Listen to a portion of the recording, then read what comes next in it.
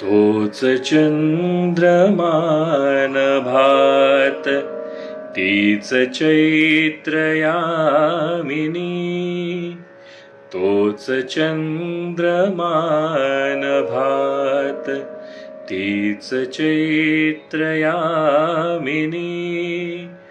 एकांती मज समीप तीच तुही कामिनी, तीच तुही कामिनी. शब्द आणि संगीत यातला सुसंवाद म्हणजेच भावगीत. पण बरेचदा या सुरांचा भास आणि या शब्दांचा अर्थ हे एक वेगळाच विरोधाभास निर्माण करून जातात. आता हेच गाणं पहा. तोच चंद्रमा नभात हे गाणं आहे यमन रागातलं. हा राग मुख्यतः शृंगार, शांतता आणि मिलनाचा आनंद दाखवतो. पण सुधीर मोघ्यांचे शब्द आणि पंडित हृदयनाथ मंगेशकर यांची चाल हे ऐकलं तर असं दिसतं की या गाण्यामध्ये एक अत्यंत वेगळाच विरोधाभास निर्माण होतो. वास्तविक अत्यंत गोड वाटणारा हा यमन राग या गाण्यात मात्र एक अत्यंत तीव्र विरहाची, दुःखाची आणि एक तुटलेल्या प्रेमाची गोष्ट सांगतो. सूर भले रोमॅन्टिक वाटतात पण भावना मात्र विरहाची आहे. आणि आता त्याच रागातलं हे गाणं ऐका.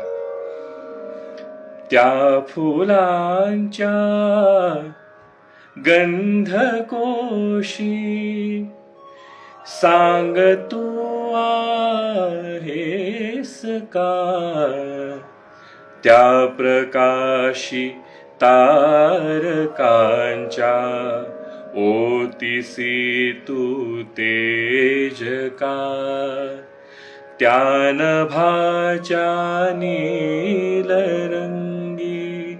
ओनी आहेस का, गात वायूच्या स्वरानी सांग तू आहेस का, त्या फुलांच्या गंधकोशी.